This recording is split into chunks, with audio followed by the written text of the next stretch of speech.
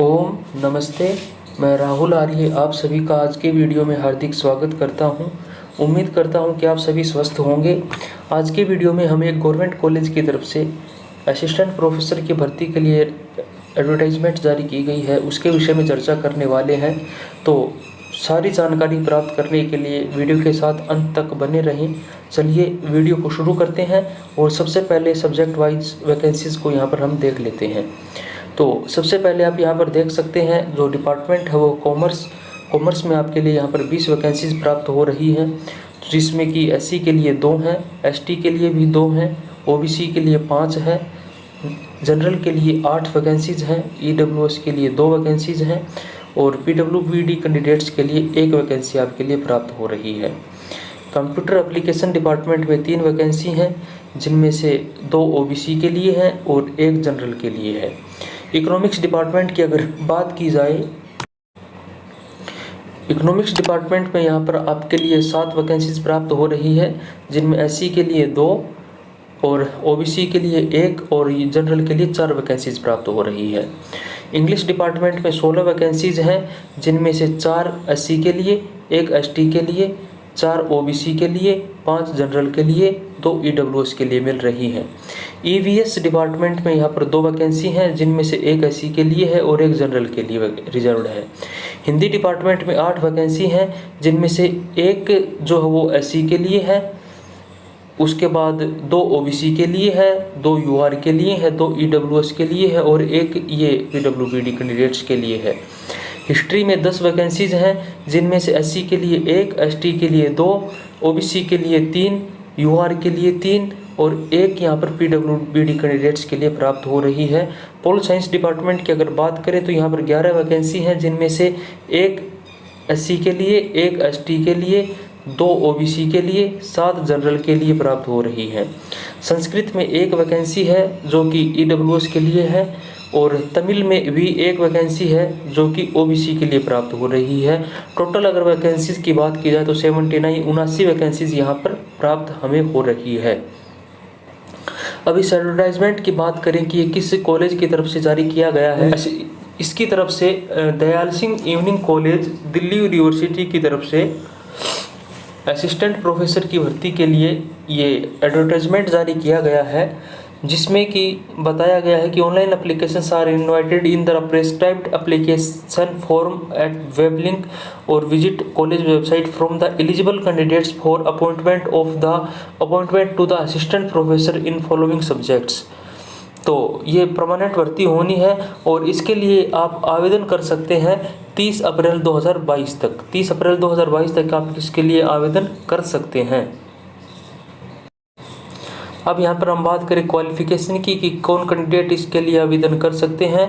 तो जो सबसे पहली बात कही गई है कि मास्टर डिग्री विद 55% मार्क्स, तो कम से कम 55% अंकों के साथ आपके पास मास्टर डिग्री होनी चाहिए या फिर मास्टर डिग्री के समकक्ष कोई अन्य डिग्री आपके पास हो।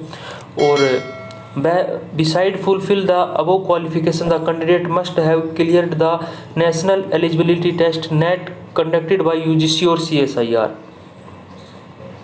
तो यहाँ पर कह रहे हैं कि जो कैंडिडेट हैं जिनके पास ये क्वालिफिकेशन पूरी है, अर्थात मास्टर डिग्री है 55% अंकों के साथ, उनके पास यूजीसी या CSIR नेट क्वालिफाई होना ज़रूरी है उनके लिए, वो इसके लिए आवेदन कर सकते हैं। और यहाँ पर कह दिया कि अथवा ये नहीं है, यूजीसी नेट क्वालिफाइड नहीं है कैंडिडेट, तो फिर उसके पास PhD की डिग्री होनी चाहिए, तो वो इसके लिए आवेदन कर सकता है। जनरल नोट में यहाँ पर बताया गया है कि direct recruitment to the post of assistant professor in the college shall be on the basis of merit through all India advertisement and selection by the duly constituted selection committee. तो selection committee गठित की जाएगी और वो जो है candidates की merit बनाएगी, जितने कैंडिडेट्स ने अप्लाई किया है उनकी, और उनके ही उसी मेरिट के आधार पर कैंडिडेट्स को वहाँ पर इंटरव्यू के लिए बुलाया जाएगा और उनका वहाँ पर चयन किया जाएगा। The national eligibility test shall be minimum eligibility for appointment of assistant professor. तो यूजीसी नेट जो है वो मिनिमम क्वालिफिकेशन है। यूजीसी नेट अगर क्वालिफाई है तो वो आपकी न्यूनतम योग्यता है असिस्टेंट प्रोफेसर की भर्ती में, आप उसके लिए एलिजिबल हो जाते हैं। तो एक और बात यहाँ पर महत्वपूर्ण बताई गई है कि जो कि यहाँ पर कही गई है कि the time taken by candidate to acquire MPhil और PhD degree shall not be considered as teaching research experience to be claimed for appointment to the teaching position. तो यहाँ पर एक महत्वपूर्ण बात कही है कि जो कैंडिडेट हैं उन्होंने एमफिल और पीएचडी डिग्री प्राप्त करने के लिए जो टाइम लगाया है उस टाइम पीरियड को टीचिंग या रिसर्च एक्सपीरियंस के रूप में मान्य नहीं किया जाएगा।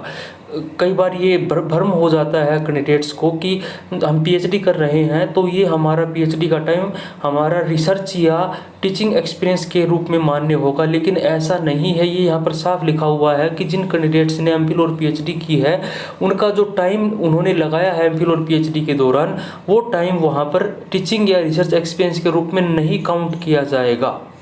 और उसके बाद यहाँ पर कह रहे हैं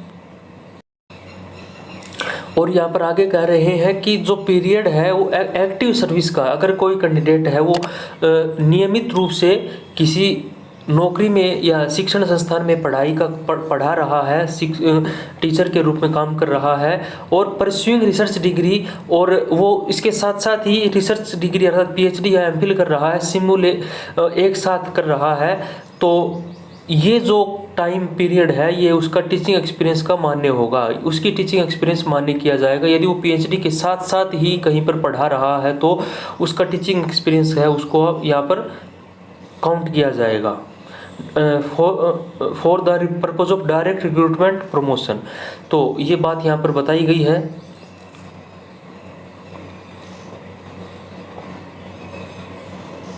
और यहाँ पर कह रहे हैं कि the number of candidates to be called for interview for the teaching post in the college shall be determined after screening of applications in accordance with guidelines laid down in the screening guideline annexed with this advertisement. तो कह रहे हैं कि कितने candidates को interview के लिए बुलाया जाएगा, इसको सभी एप्लीकेशन फॉर्म्स की स्क्रीनिंग करने के बाद ये बात यहाँ पर निश्चित की जाएगी। गाइडलाइंस के अकॉर्डिंग जो गाइडलाइन है उसके अकॉर्डिंग वहाँ पर उनको बुलाया जाएगा।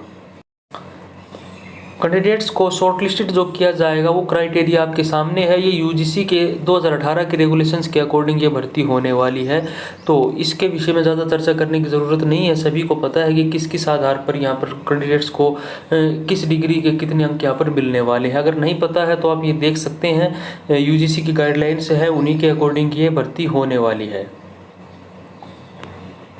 में हम यहाँ पर बात कर लेते हैं एप्लीकेशन फ़ीस की। तो एप्लीकेशन फ़ीस जो है वो असिस्टेंट प्रोफेसर के लिए यूआर, ओबीसी और ईडब्ल्यूएस कैंडिडेट्स के लिए 500 रुपये फ़ीस है, और एससी, एसटी और पीडब्ल्यूडी कैंडिडेट्स के लिए यहाँ पर कोई फ़ीस नहीं रहने वाली है। और एक बार अगर आपने फ़ीस भर देते हैं तो उसको रिफ़ंड नहीं किया जाएगा। तो ये बात आपके लिए यहाँ पर महत्वपूर्ण बताई हुई है। तो ये अपडेट थी आज आपके लिए जो कि दयाल सिंह इवनिंग कॉलेज की तरफ से था, दिल्ली यूनिवर्सिटी के दयाल सिंह कॉलेज की तरफ से था। इसी तरह के अपडेट्स के लिए, जानकारी के लिए आप हमारे YouTube channel MD edu Bhatt को सब्सक्राइब ज़रूर करें ताकि समय समय पर आपको सारी अपडेट्स मिलती रहें। तो आज के लिए इतना ही, मिलते हैं अगली वीडियो में, तब तक के लिए धन्यवाद, नमस्ते।